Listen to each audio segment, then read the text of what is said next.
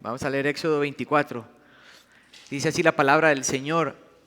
Entonces Dios dijo a Moisés: sube hacia el Señor tú y Aarón, Nadab y Abiud y 70 los ancianos de Israel, y adorarán desde lejos. Sin embargo, Moisés se acercará solo al Señor. Ellos no se acercarán, ni el pueblo subirá con él. Moisés vino y contó al pueblo todas las palabras del Señor y todas las ordenanzas. Todo el pueblo respondió a una voz y dijo: haremos todas las palabras que el Señor ha dicho. Verso 4, Moisés escribió todas las palabras del Señor. Levantándose muy de mañana, edificó un altar al pie del monte con 12 columnas por las 12 tribus de Israel y envió jóvenes israelitas que ofrecieron holocaustos y sacrificaron novillos como ofrendas de paz al Señor. Moisés tomó la mitad de la sangre y la puso en vasijas, y la otra mitad de la sangre la roció sobre el altar. Luego tomó el libro del pacto y lo leyó a oídos del pueblo, y ellos dijeron: todo lo que el Señor ha dicho haremos y obedeceremos. Entonces Moisés tomó la sangre y la roció sobre el pueblo y dijo: esta es la sangre del pacto que el Señor ha hecho con ustedes, según estas palabras. Y subió Moisés con Aarón, Nadab y Abiud y los 70 ancianos de Israel, y vieron al Dios de Israel.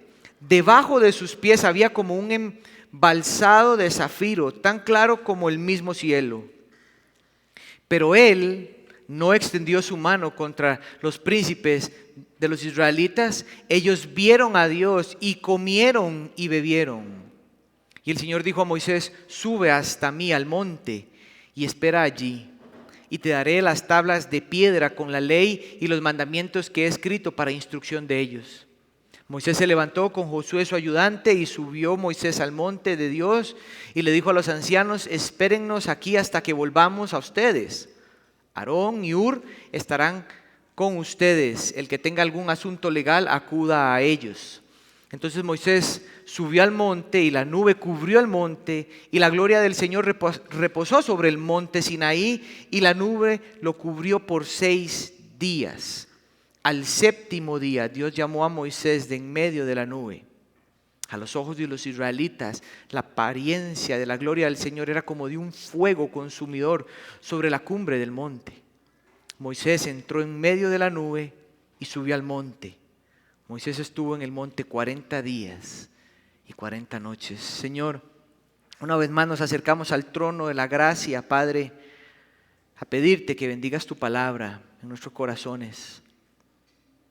Señor, ayúdame a predicar fielmente tu palabra a tu pueblo. Y concédenos el ser edificados esta mañana, para que nuestro corazón te adore solo a ti, nuestro corazón proclame verdades acerca de ti, y podamos salir de aquí con gozo, instruidos y conscientes del Dios que adoramos. En el nombre de Jesús, amén y amén. Hasta aquí Dios ya instruyó a Moisés acerca de los 10 mandamientos o el decálogo y las leyes que brotaban de ese decálogo. El pueblo hasta aquí ya ha oído el contenido del pacto, que si ustedes bien se acuerdan, Dios les mencionó que iba a hacer con ellos en el capítulo 19. En aquel capítulo 19 el Señor les dijo que iba a hacer un pacto con ellos, y la narración nos seguía describiendo que lo que continuó después de que Dios dijo esas palabras fue entregarle los 10 mandamientos, y después de eso fue explicar ciertas leyes que brotaban de esos 10 mandamientos, pero hasta ahí el pacto todavía no había sido afirmado o confirmado. Había sido explicado, había sido enseñado. Pero un pacto no es así. Un pacto tiene 2 partes y tiene que ser afirmado con elementos.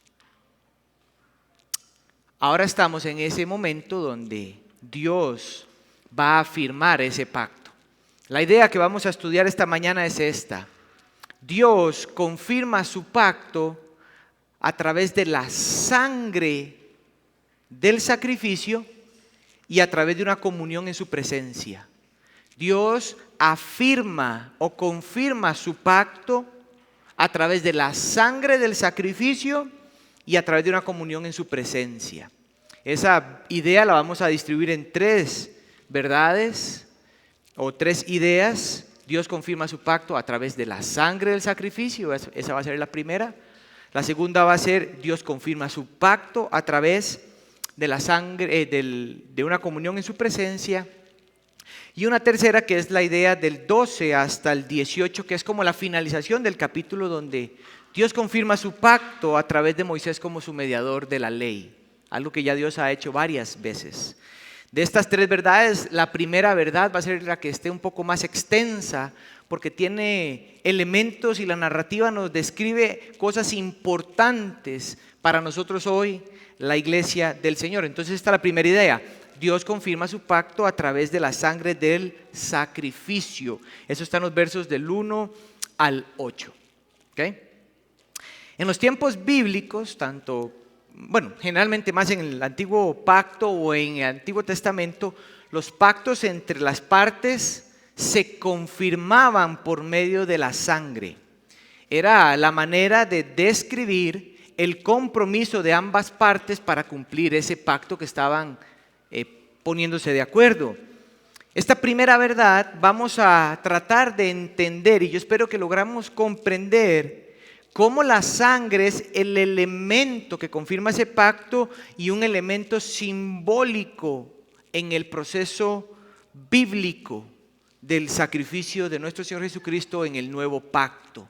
Entonces el elemento que yo quiero que notemos en los primeros versículos es la sangre y lo que la sangre del sacrificio permite en cuanto al pacto. Pero antes de llegar ahí, los versos 1 y 2 nos muestran como que de un pronto a otro Dios llama a Moisés, a los hombres que serían después, más adelante, instituidos como los sumos sacerdotes, que son Aarón, su hijo Nadab y Abiud, que después van a ser asesinados por presentar al Señor fuego extraño, y los ancianos del pueblo, 70 ancianos del pueblo. Entonces el liderazgo de Israel era grande. Pero ese llamado que Dios le hace a Moisés, le hace que venga a él y con él estas personas y le adoren. Le adoren al Señor en el monte junto al pueblo, pero si notamos que vamos a leerlo en un momento, el pueblo, ni los líderes, ni Nadab, ni Abiud, ni Aarón pueden acercarse o subir hasta cierto punto, sino solo Moisés. Vean el verso 1. Entonces Dios le dijo a Moisés: sube hacia el Señor, tú y Aarón, Nadab y Abiud, 70 los ancianos de Israel, y adorarán desde lejos. Recuerden que están en el monte Sinaí. Entonces el pueblo se acerca. ¿Por qué sabemos que es el pueblo? Porque el pueblo está escuchando la ley que Moisés viene explicando. Entonces no es como que el pueblo de un pronto a otro desapareció. El pueblo está ahí y en medio de eso Dios llama a Moisés, llama a los 70 y le dice: vengan, adórenme, pero no de cerca, de lejos. Pero vean la restricción en el verso 2. Sin embargo, Moisés se acercará solo al Señor. Ellos no se acercarán, ni el pueblo subirá con él. Esto nos comunica la clara verdad de que nuestro Dios, que ya ha quedado claro en el libro de Éxodo que es un Dios santo, pero que a la misma vez muestra una inexplicable, en el sentido de asombroso amor y sabiduría por la vida de sus o lo que son su pueblo. Él en este contexto llama a adorarle, pero no permite hacerlo de manera directa con él. Y la razón, que es obvia, es por la condición pecaminosa del pueblo. Pero ellos pueden adorarlo, pero no de una manera plena, sino que son las autoridades quienes representan.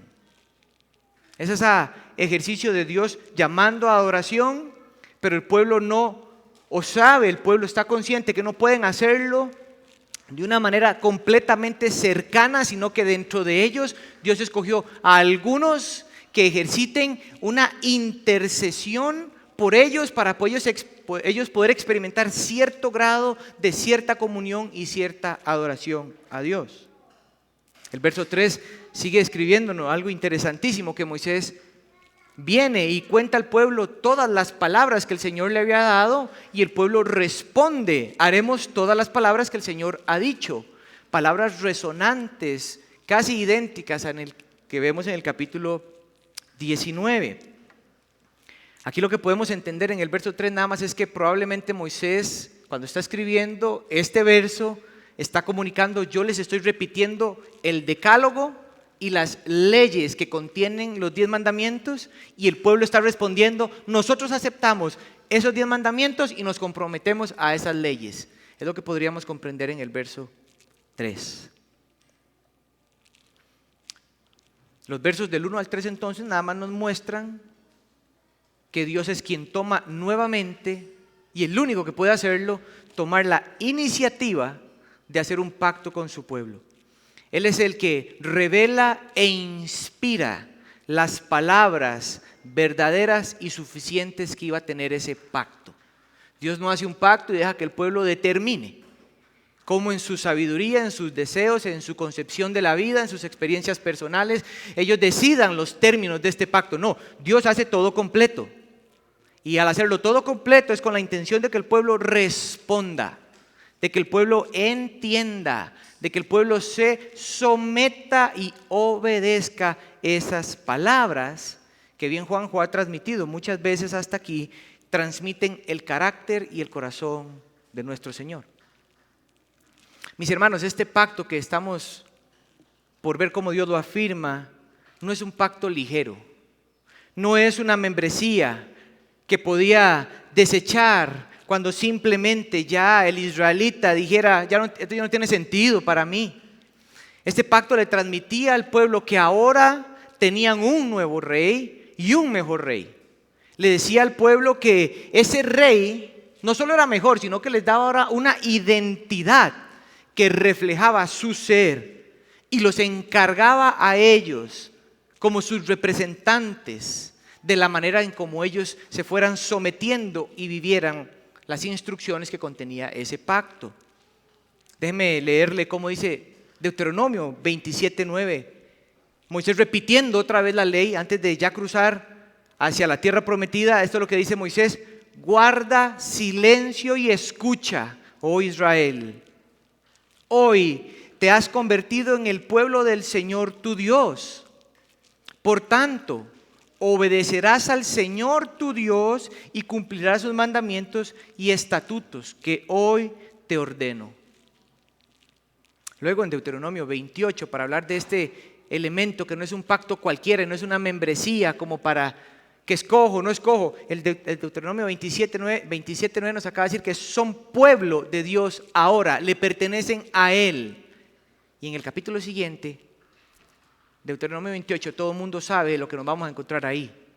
Y son las bendiciones y las maldiciones de obedecer el pacto o de desobedecer el pacto. En Deuteronomio 28 nos encontramos por lo menos 9 bendiciones de parte de Dios para su pueblo cuando obedece su pacto. Pero nos encontramos 20 consecuencias para su pueblo cuando desobedece el pacto. Lo que quiero decir, mis hermanos, es que Cristo cumplió la Escritura, pero Cristo no abolió los 10 mandamientos. Como para que quede claro. Cristo lo cumplió, pero Él no dijo: bueno, ya los 10 mandamientos no tienen sentido para la iglesia hoy. Tienen el mismo valor de carácter y de ética y moral y de entendimiento de Dios para nosotros hoy. Así que noten que Moisés, después de que repite las palabras, el verso 4 dice que Moisés escribió todas las palabras del Señor, dice el verso 4. Él escribió todas las palabras del Señor. Dios es quien mueve a Moisés a que escriba las palabras que contienen el pacto. Esta es la segunda vez que Moisés escribe. La primera vez que Moisés escribe está en Éxodo 17:14, donde el Señor le dice a Moisés: escribe estas palabras para que queden de testimonio. dice en Éxodo 17, pero no van a ser las últimas. En Deuteronomio 31:9, Moisés reúne al liderazgo y les escribe y les dice: estas palabras son las palabras del pacto. El pacto que Dios confirmaría con su pueblo, lo que quiere decir es que debía quedar escrito para testimonio del pueblo. Y eso puede no tener mucha implicación para nosotros, pero déjenme tratar de aplicar esto. Y es que la voluntad de Dios para su pueblo, tanto del antiguo pacto como para nosotros del nuevo pacto en Cristo, es que tenga su palabra escrita. Dios determinó que oír su voz, entender su voluntad, conocer su carácter, conocer sus promesas, esas que cantábamos, y poder obedecerle, no va a estar basado ni en sueños, ni en sentimientos, ni en recuerdos, ni en sabiduría humana, ni en visiones, ni en consideraciones personales o experiencias místicas. Dios determinó que fuera y siempre será así por medio de su palabra, revelada, inspirada, inerrante, clara, autoritativa y suficiente, mis hermanos. Israel y nosotros, la iglesia, no necesitamos otra fuente de instrucción, dirección, sabiduría, ayuda, consuelo, corrección y esperanza fuera la palabra de nuestro Dios. No vamos a encontrar nada de eso fuera de la palabra de Dios. Solo por ella y en ella el pueblo podría adorar a Dios, vivir y honrar correctamente a Dios. Así que Moisés escribe esas palabras. Después de que las escribe, las repite al pueblo y el pueblo acepta. Vean el verso 4, la segunda parte, escribió todas las palabras del Señor y dice el verso 4, ese era el verso 3 que el pueblo repitió. Vean el verso 4 ahora. Moisés escribe, ahora se levanta muy de mañana. Esto es como cuando nos dice en el capítulo 19 que Moisés se levantó temprano y el monte estaba humeando. Bueno, es básicamente algo parecido, que ahora Moisés se levanta muy de mañana, edifica un altar al pie del monte, como en las fronteras donde inicia el monte, y el altar está constituido por 12 columnas que representan las 12 tribus de Israel. Aquí vemos a Moisés haciendo los preparativos para la confirmación del pacto. El altar que se construye representa a Yahweh, al Señor. Las 12 columnas, las 12 tribus de Israel. Eso es lo que quiere decir, es que esas son las dos partes del pacto. Ese es el pacto entre Dios y el pueblo. Entonces, ¿qué sigue? ¿Qué es lo que sigue la narración describiéndonos? Verso 5. Y envió jóvenes israelitas que ofrecieron holocaustos y sacrificaron novillos como ofrendas de paz al Señor. Es interesante porque no hay consenso de por qué Moisés envió a jóvenes a hacer sacrificios. Lo que sí podemos decir que no está diciendo es que esto es un apoyo para que los jóvenes hagan cualquier cosa. Lo que es probable que esté sucediendo aquí es que como no hay sacerdotes instituidos todavía, Moisés escoge, y vamos a argumentar que es probablemente por su sabiduría, escoge a los jóvenes para que hagan los sacrificios. Pero lo relevante no es quién hizo los sacrificios o no, lo importante es que el pacto que Dios está por confirmar requiere sacrificios. Vean lo que dice: holocaustos y sacrificios de animales como, subraya esa palabra, expresión, ofrenda de paz. Los holocaustos expiaban el pecado y complacían a Dios. Y cuando un pacto se hacía y se mataban animales, entre los dos pactos, los sacrificios, los animales se comían. Era como una comunión. Entonces, mientras nosotros estamos comiendo lo que acabamos de sellar con los sacrificios, comemos, estamos diciéndonos que estamos entrando en este pacto, de que tenemos una relación de paz y comunión entre nosotros. Pero también comunicaba la entrega y la dedicación total al Señor. Pero no queda solo que sacrifican animales y ya. Dice que Moisés en el verso 5 envía jóvenes a que se realicen ofrendas, pero dice el verso 6, Moisés toma la mitad de la sangre del sacrificio y la pone en una vasija. Y la otra mitad ahora la rocía sobre ese altar. Cuando Moisés derrama la sangre sobre el altar, es porque está simbolizando la expiación del pecado del pueblo, y para que de esa manera simbólica Dios considere a su pueblo limpio. Y en medio de eso se nos dice que Moisés guarda una mitad, porque no usó toda la sangre, mitad de la sangre fue al altar. Eso es como en este momento él, como intercesor, construye algo simbólico que representa a Dios y al pueblo, y derrama la sangre diciendo que entre Dios y el pueblo, por esa sangre, por los sacrificios, Dios hace al pueblo capaz de ahora entrar al pacto. Pero el pacto todavía no se ha confirmado. Ahora viene Moisés y por otra vez o por segunda vez en la narración dice que, verso 7, Moisés toma el libro del pacto y lo vuelve a leer a oídos del pueblo. Pero esta vez es diferente. Esta vez Moisés ha hecho el altar, la sangre ha expiado el pecado del pueblo, los pone en una condición distinta. Él trae al pueblo y ahora le lee al pueblo las palabras. El pueblo en una condición delante de Dios aceptable. Moisés le lee las palabras y el pueblo ahora dice: todo lo que el Señor ha dicho haremos y obedeceremos. El pacto no solo requería sacrificios, el pacto requería respuesta. Y el pueblo está diciendo: nosotros vamos a someter y vamos a obedecer ese pacto y lo vamos a cumplir. Ahora noten el verso 8. Entonces Moisés toma la otra mitad de la sangre, la que había guardado, y la rocía sobre el pueblo. Y ahora dice palabras impresionantes Moisés, tal vez impresionantes porque nosotros tenemos el Nuevo Testamento. Pero Moisés dice: esta es la sangre del pacto que el Señor ha hecho con ustedes según todas estas palabras. Mis hermanos, Moisés tiene que volver a releer el pacto, la ley, otra vez al pueblo. Cuando entra el pacto, ¿saben por qué? Porque usted y yo y los israelitas somos personas que olvidamos.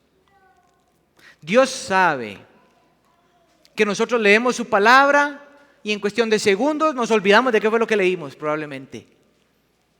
Así que Dios, en esa expresión amorosa, no iba a dejar que el pacto que iba a empezar con su pueblo, que lo hizo en el antiguo pacto y con nosotros en Cristo Jesús, en ambos pactos, Él no iba a dejar que quedara a nuestros recuerdos de qué es lo que el Señor había dicho. Hablándose de una cultura que la tradición oral era primaria. O sea, que eran mucho más capacitados en memorización que nosotros. Pero Dios dice: no, Señor, va a quedar escrito. Lo que esto nuevamente reafirma, mis hermanos, es de que nosotros dependemos de volver a las Escrituras para recordar lo que necesitamos recordar del Señor para nuestras vidas.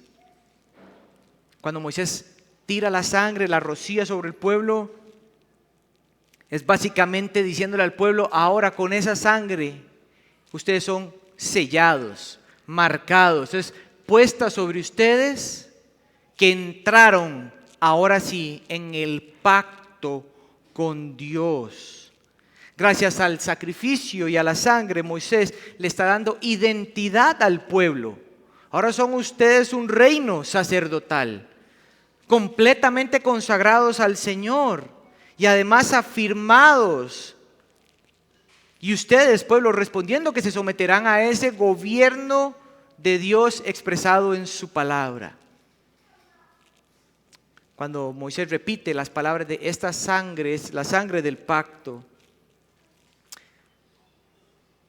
resuenan a las palabras de Jesús en la última cena con sus discípulos, donde expresa palabras similares que confirmaban no un pacto, sino un mejor y nuevo pacto con su pueblo. Jesús dijo, porque esta es mi sangre del nuevo pacto, en Mateo 26-28, que es derramada por muchos para el perdón de los pecados. Mis hermanos, este pacto aquí en Éxodo 24, confirmada por esta sangre, nos muestra una sombra de un mejor pacto. Un pacto que sería más adelante confirmado no por sangre de animales o cualquier sangre. Ese pacto sería sellado y confirmado y aceptado por Dios con la sangre de su Hijo, según dice Pedro en su primera carta, en el capítulo 1 y en el capítulo 1, versos 2 y 19, donde nos dice que fuimos sellados por la sangre y redimidos con la sangre de Cristo. Mis hermanos, es que si la sangre del capítulo 24 de Éxodo confirma un pacto que es santo, porque Dios es el que lo estipula, es justo y bueno porque Dios es quien lo establece, pero un pacto que tiene una finalidad de mostrarle al pueblo su pecado, la incapacidad de poder someterse y obedecer a Dios, que muestra la necesidad de que a la hora de yo darme cuenta que no puedo obedecerlo y cumplirlo, yo deseo que un Salvador venga y alguien pueda cumplir este pacto por mí, y que en todo eso resalta la santidad de Dios y es algo bueno, por lo que dice Romanos 7, Gálatas 3 y 2 Corintios 3.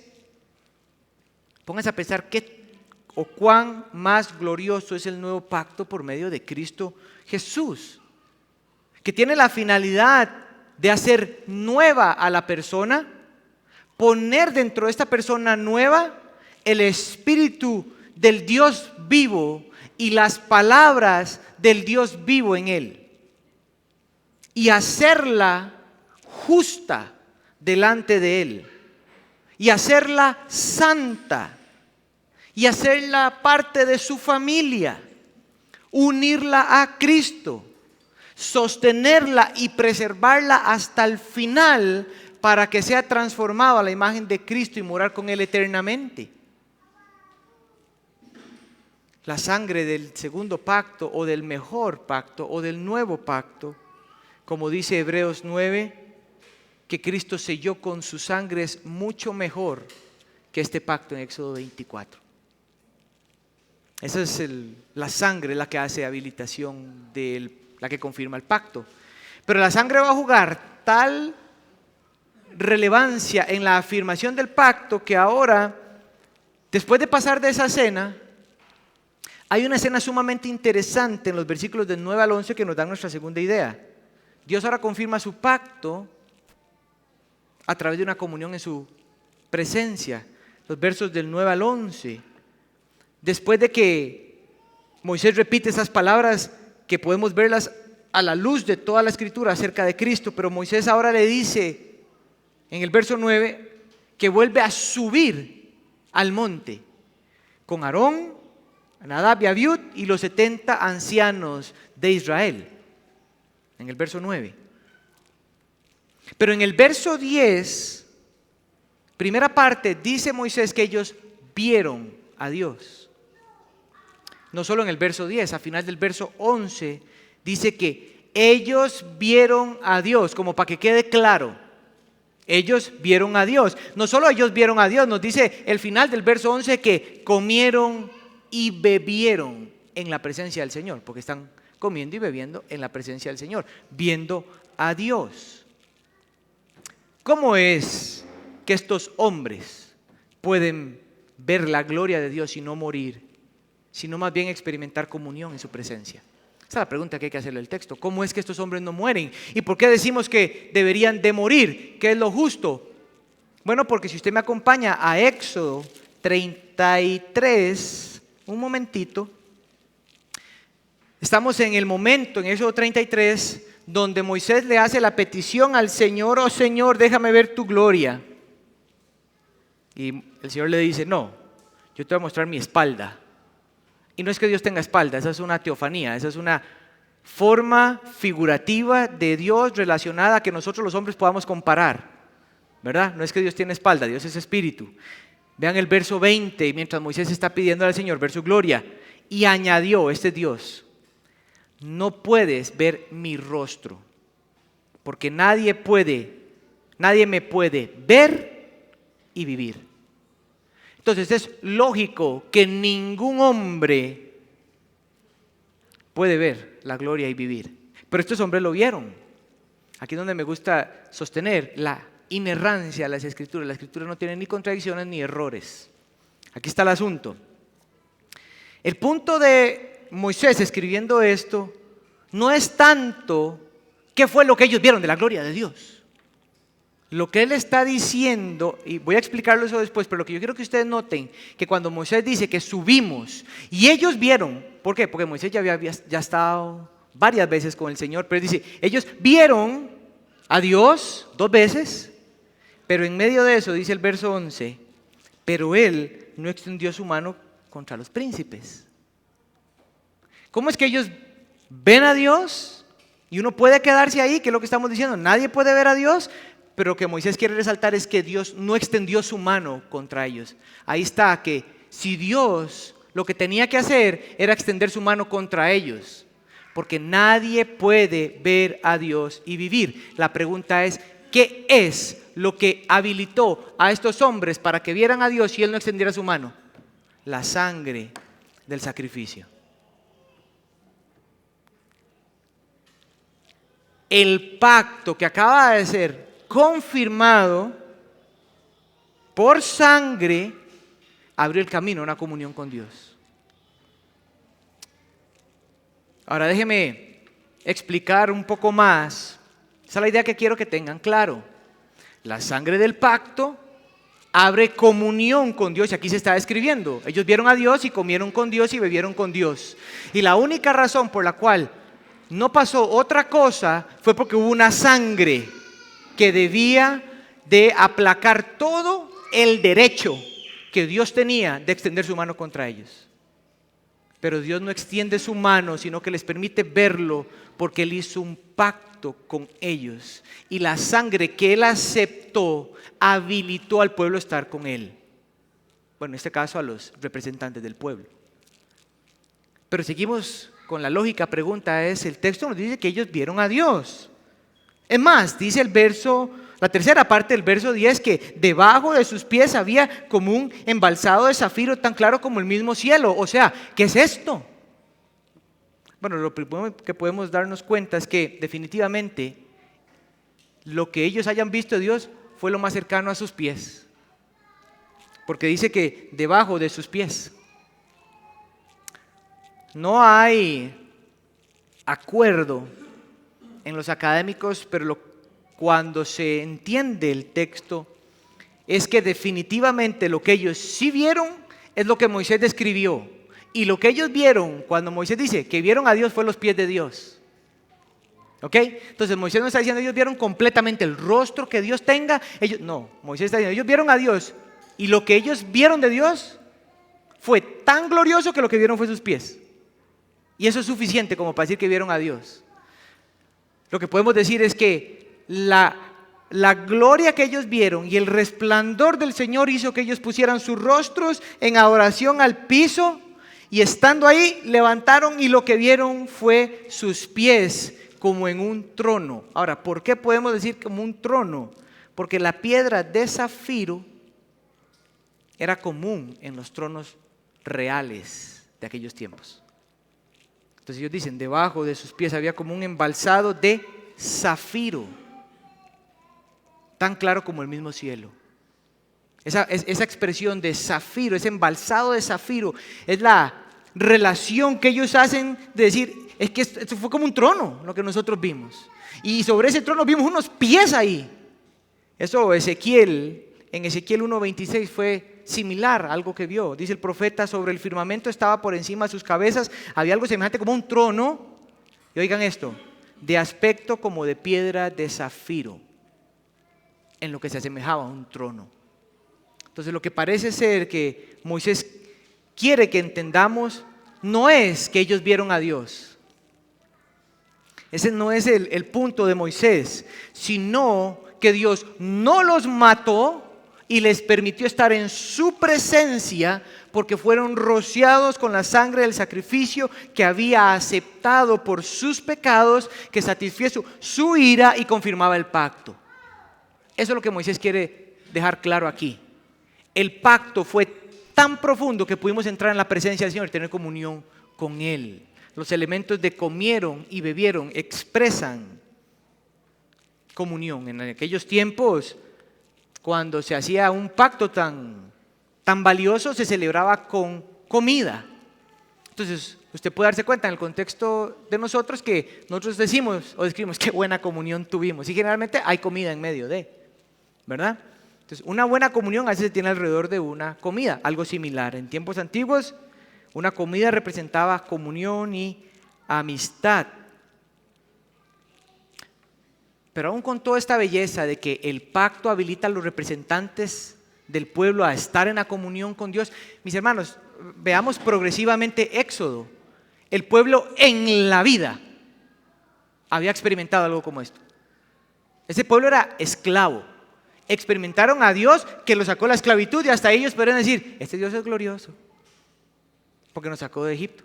Pero Dios no es tan vago en ese sentido. Él dice, no solo me basta con sacarlos, yo los voy a llevar al monte que representa su presencia y ahí los voy a instituir por medio de un pacto como mi nación. Y al ser mi pueblo y mi nación me representan. Y en medio de esa experiencia, yo quiero que tengan comunión conmigo. O sea, esto es increíble. Aquí viene un punto de reflexión para usted y para mí.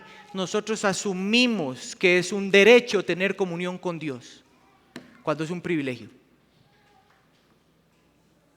Nadie necesita tener comunión con Dios si se quedara por sus pecados y pasiones. Pero Dios nos creó con una necesidad de comunión con Él. Y Él obró y orquestó el camino para una comunión con Él. Pero lo que quiero resaltar aquí es que aún en esa bella descripción de comunión y vieron la gloria del Señor y la presencia de Dios, ¿saben qué es lo más triste, si pudiéramos verlo de alguna manera? Que el pueblo no estaba ahí. Ahí estaban los representantes del pueblo. Ahí no estaban el israelita y la israelita, que eran los que limpiaban la ley, nada. Ahí estaban solo los que Dios había escogido para estar ahí. Una forma de mostrar que este pacto no tenía en primera instancia la finalidad de una comunión persona por persona, por persona, por persona con Dios. Era un pacto más nacional, grupal, de Dios con todos. En cierto grado, de cierta manera, el israelita tendría comunión con Dios. Pero todo lo que el israelita pudiera experimentar de Dios siempre estaba por un mediador, por alguna fiesta que era grupal o por algún sacrificio que otro realizaba por medio de él o a favor de él. Las personas en este pacto sabían que podían tener comunión con Dios como pueblo, pero no podían tener la tranquilidad de agarrar su sacrificio, matarlo él mismo, llevarlo adelante, entrar al lugar santísimo y decirle, viendo al altar que reflejaba la gloria, verlo con los ojos abiertos. Eso no podía hacerlo porque morían.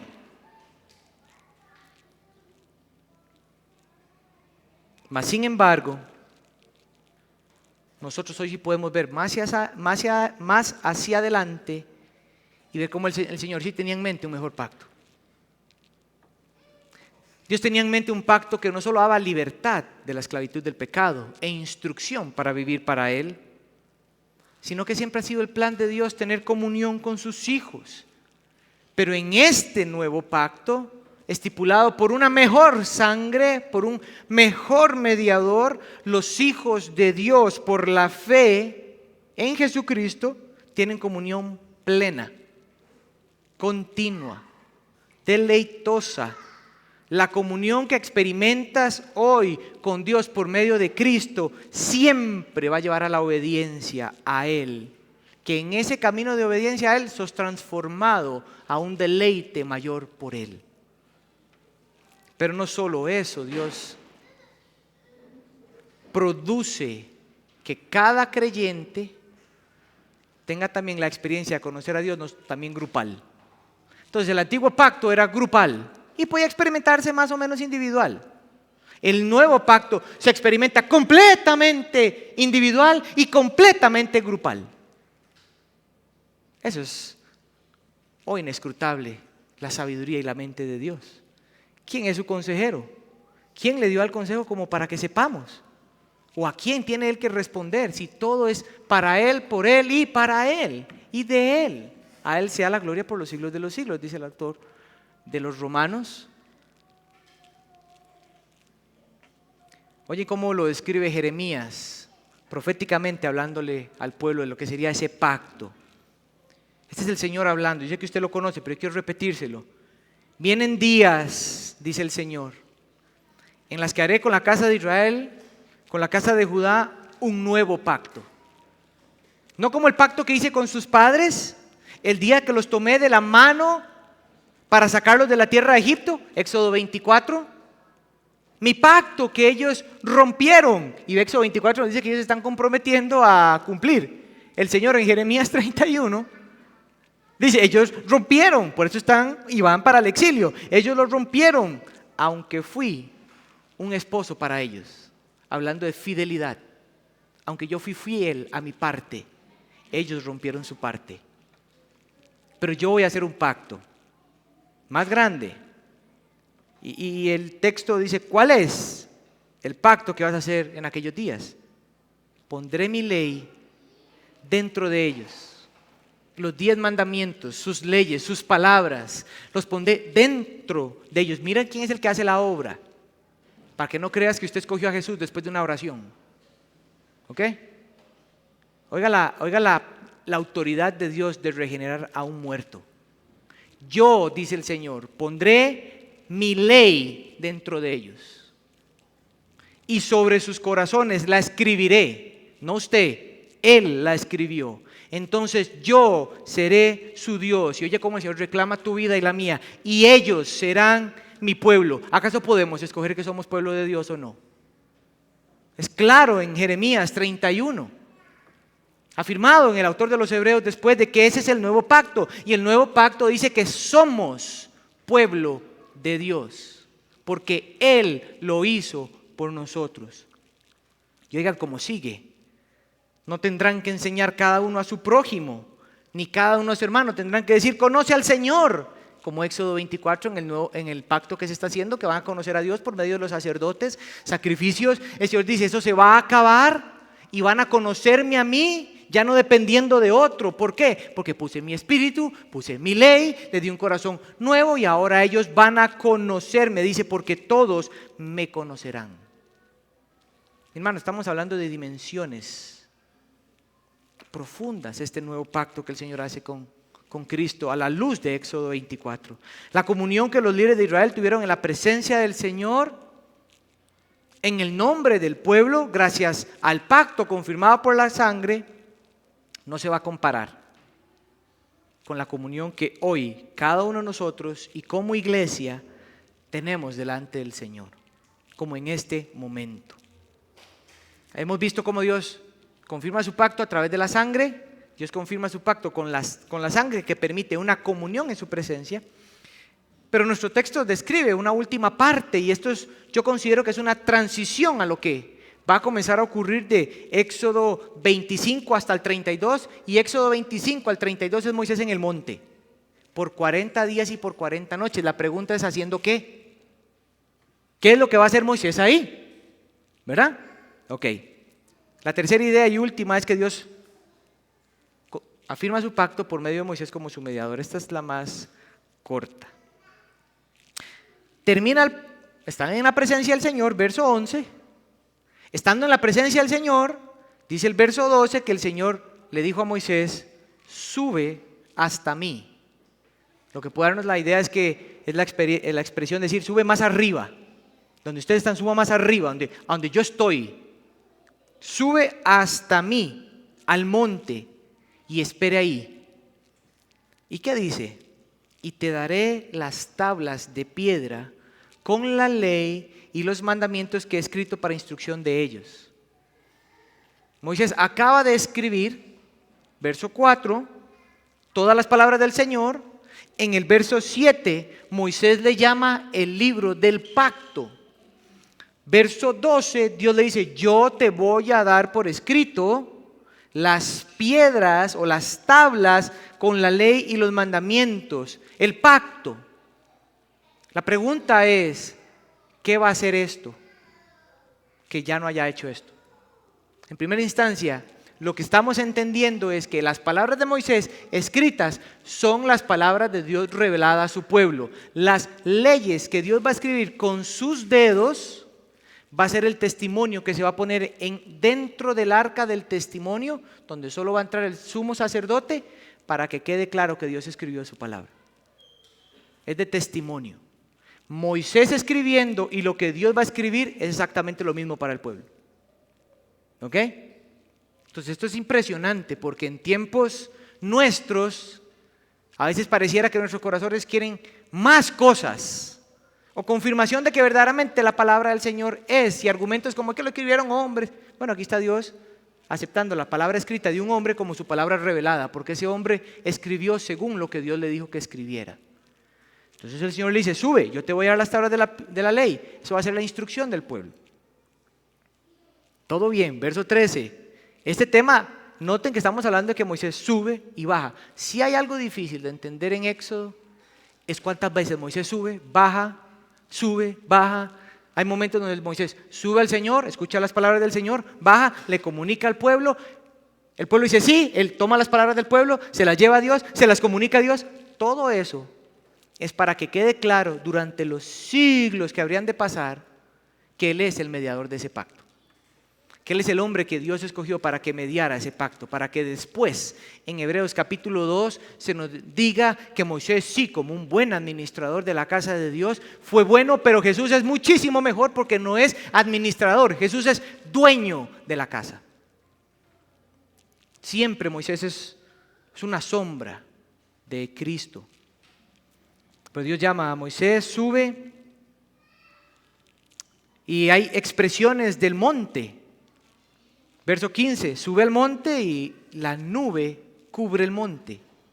Verso 17, y la gloria del Señor reposó sobre el monte y la nube lo cubrió. Verso 17, a los ojos de los israelitas la apariencia de la gloria del Señor era como un fuego consumidor sobre la cumbre del monte. Expresiones externas de lo que está sucediendo entre Dios y Moisés en este ejercicio de mediador y del pacto. Eso es lo que está significando aquí. Moisés, verso 13, se levanta después de que escucha al Dios que le dice, toma a Josué, quien es el que va a quedar después de él, lo toma como su ayudante, se lo lleva, va subiendo. Moisés le dice a los ancianos, Hur y Aarón quedan en mi lugar. Cualquier cosa que la gente necesita con ellos. Capítulo 32, el pueblo dice, después de Moisés se murió, Aarón, háganos un representante del Dios. Y el Aarón que está siendo encargado aquí para representar a Moisés es el Aarón que en el capítulo 32 está haciendo un becerro. Entonces, a mí lo que me gusta es que la Biblia es tan clara en dejarnos saber el corazón pecaminoso del hombre, como para que no se hagan ideas de que Moisés es un superhombre o que... Porque Moisés recibe la ley de Dios en el capítulo 32 hacia adelante, ¡pum!, las quiebra, lleno de ira. Entonces como que tampoco, Dios le dice, bueno, Moisés, pero hay que volver a escribirlas. Entonces como para que nos dé contraste de lo que está sucediendo. Moisés se encarga a Aarón y sigue subiendo. Pero noten que dice, quédate aquí 6 días. Hasta cierto punto se queda 6 días con Josué. Al 7º día, Dios hace que Moisés suba más arriba, pero ya sin Josué. Seguro todos nos estamos imaginando los 10 mandamientos a este punto de una película. Moisés sube y la nube baja, que al final del capítulo de Éxodo se ve la nube bajando, pero sobre el tabernáculo. Ahora Dios morando en medio de su pueblo. Ahora Moisés entonces sube y lo que va a recibir Moisés es algo que el pueblo todavía no se imagina. Y es que Dios no solo los rescata, no solo Dios hace un pacto con ellos, para que tengan comunión, sino que Dios está tan comprometido de morar y amar con su pueblo que ahora va a darle instrucciones de los elementos que van a estar dirigiendo la adoración mientras Él tiene comunión morando entre ellos. O sea, el Dios que no tenía, por decirlo así, como conocimiento completo dentro del pueblo, ahora en Éxodo, al final de Éxodo, termina la narración diciéndonos: Dios puso su tienda en medio de su pueblo para morar con ellos. Nuevamente, el punto es reflexivo para nosotros teniendo una mente bíblica, mis hermanos. Dios no puso su tienda entre nosotros en este momento. El autor del Evangelio de Juan, que es Juan, dice que Dios puso en un momento su tienda, siendo Jesús el tabernáculo. En Apocalipsis 22 se describe bajando a Dios diciendo: el tabernáculo de Dios está con ellos o en medio de ellos. La presencia del Señor. Y después el resto del Nuevo Testamento, entre la primera venida y la segunda venida de Jesús, dice que nosotros somos el lugar donde Dios mora. ¿Pueden ustedes entender que el plan de Dios siempre fue que usted y yo tuviéramos relación directa con Él y que todo nuestro ser le adorara y que todo nuestro ser tuviera comunión con Él y deleite en Él, siendo nosotros representantes de Él? Moisés sube y el verso 18 termina: y Moisés entró en medio de la nube, subió al monte y estuvo ahí 40 días y 40 noches. Iglesia, termino con esto. Nuestro Dios siempre procuró relacionarse con su pueblo. Siempre ha sido movido por amor a su pueblo para estar en medio de ellos. Pero aún con todo ese deseo, Dios siempre dejó claro que nuestra condición pecaminosa nos separaba de Él y de disfrutar de una relación y comunión con Él. Pero en su gracia, Éxodo 24 nos muestra cómo Dios consideró sabio afirmar un pacto que sella con sangre de animales para que en Éxodo 24 sus criaturas pudieran conocerlo y tener comunión con Él. Pero este pacto sería reemplazado por un mejor pacto. Un pacto inaugurado y sellado nuevamente, no por sangre de animales, sino con la sangre del Dios encarnado, la segunda persona de la Trinidad, nuestro bendito Señor Jesucristo. Y por Él el nuevo pacto fue inaugurado y fue otorgado a todos los que creen en su nombre. Esos que creen en su nombre disfrutan ahora de conocer a Dios, tener comunión con Él. Y por ese pacto en Cristo, en un momento en nuestras vidas moraremos plenamente y eternamente en su presencia. Y la comunión con nuestro Dios nunca cesará ni será semejante a la que usted y yo podamos experimentar ahora. Todo gracias a la sangre redentora de nuestro Señor Jesucristo. Yo quiero que hoy salgamos de aquí asombrados por el valor del sacrificio expiatorio que compró para nosotros la justificación de delante de nuestro Dios, que fue derramada en la cruz del Calvario por nuestros pecados, porque fue nuestro Señor Jesucristo, que en palabras del apóstol Pablo, Él no conoció pecado, pero Dios lo hizo pecado por nosotros, para que por Él nosotros seamos justos delante de Él.